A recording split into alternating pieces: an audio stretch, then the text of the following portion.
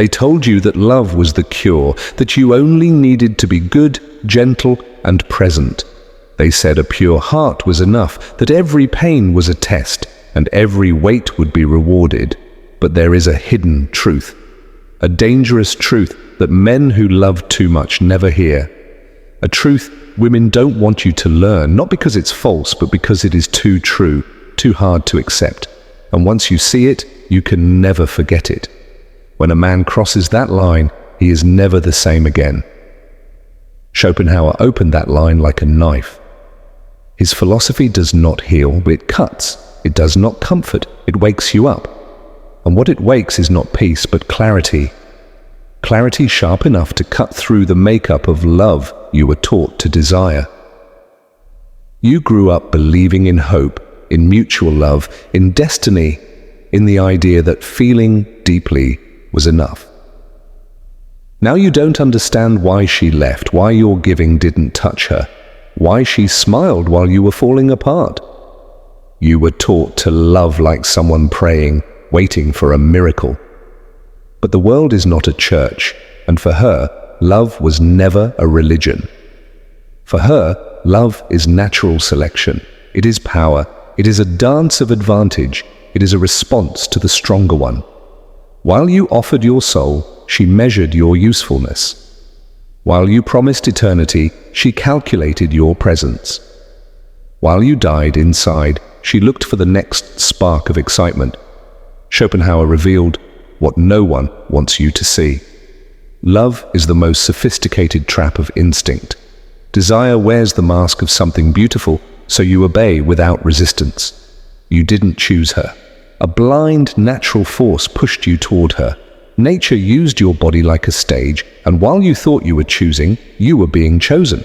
While you thought you were giving love, you were being consumed.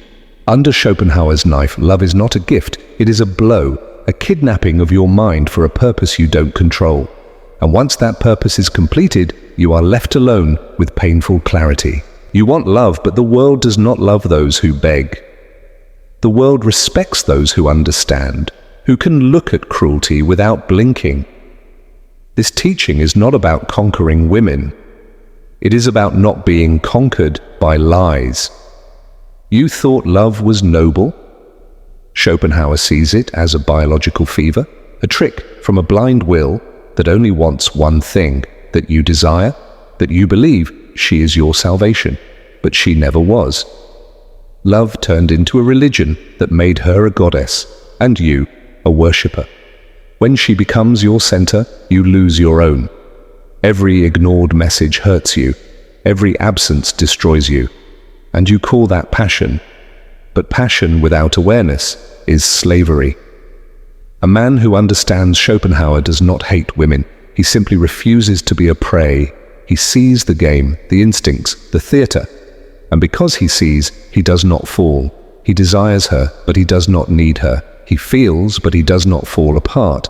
Her beauty is a poem, not a prayer. He sees the same ocean, but he also sees the rocks, and that calm clarity destabilizes her. She is used to men who beg, not men who understand. When she meets a man who wants her but doesn't need her, she finds a mirror that doesn't lie. And that is more powerful than any promise of love. You think the prize is her. The real prize is your freedom. Seduce, talk, play, but stay whole. Never give up your center, because that is exactly what attracts her. When you trade your power for connection, you lose both. But when you stay calm in the storm, she circles around you like wind around a rock. Then the veil of love disappears and another lesson begins. Love was only the beginning. The real game is power. The manual of Machiavelli. Power hates empty spaces. Lead, or you will be led. You believed that being kind, gentle, and agreeable was enough. But when you didn't take the leadership role, you gave away the ship. When you avoided decisions, she lost respect. And when respect dies, desire dies with it. She doesn't want to guide the relationship. If you won't lead, she feels unstable. Then she has two choices: take control or leave. If she takes control, she wears the masculine role, planning, deciding, organizing.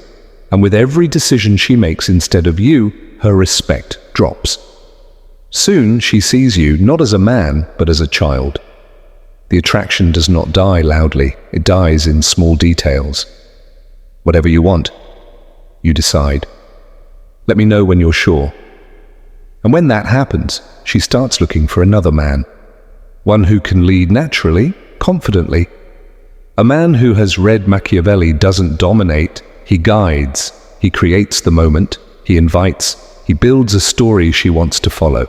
When you say, on Saturday, I'm taking you somewhere secret, wear something bold, I'll pick you up at 9, you're not giving an order, you're offering a world. You're not a dictator, you are the architect of desire. Lesson 3. Nietzsche's hammer. What doesn't kill you makes you more desirable. Your deepest fear is rejection. You became too soft, too careful, too harmless. That killed your inner strength. For Nietzsche, a man's value is not measured by how many times he is accepted, but by how much truth and pain he can handle without breaking. A strong man does not run from rejection. He seeks growth through it. He approaches the woman who intimidates him, not to win her, but to win himself. A rejected man who stays calm becomes magnetic. Women can feel the difference between a man who needs approval and a man who is free from outcome. She may reject him, but he smiles, thanks her, and leaves with dignity. He loses the number but wins the room. Rejection becomes training. Every no becomes emotional weightlifting, and fear turns into excitement. You become powerful because you are no longer controlled by approval. Lesson 4. Cioran's whisper, the art of beautiful detachment. Cioran teaches elegant disillusionment.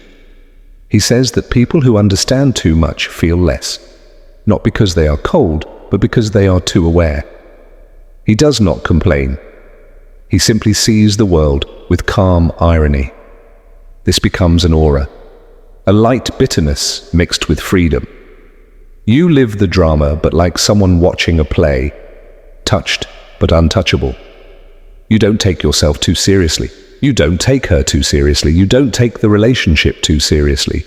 This confuses her. She expects men who save, who explain, who try to calm her emotions, not someone who smiles and says, the human heart, a masterpiece of chaos. Interesting, isn't it? You refuse to dance inside her emotional storms. You don't get pulled into her urgency. You watch, you understand, you stay calm. And that makes you a mystery. This is not coldness, it is freedom. The more you understand human tragedy, the less daily drama affects you. Problems become familiar scenes in an old play. You observe, smile, and move through them. And that calmness becomes irresistible. Schopenhauer frees you from the slavery of love. Machiavelli gives you the map of power. Nietzsche trains you to grow through pain. Cioran gives you the final touch, the gaze of a master. These four thinkers form a hidden cathedral, the cathedral of reality. The dark philosophy does not turn you into a monster, it stops you from becoming one. It gives you a choice, and in that choice lies your freedom. Only those who have walked through darkness can shine real light. Only those who destroyed false love can love without losing themselves. Only those who faced pain can protect others calmly. Only those who accepted the absurd can laugh with unbreakable joy. The goal was never to conquer women, that is too small. The goal is to conquer reality, to become so clear, so impossible to deceive, that you become a tower of truth in a world of illusions. A woman, a real woman, looks for that tower even if she doesn't know it.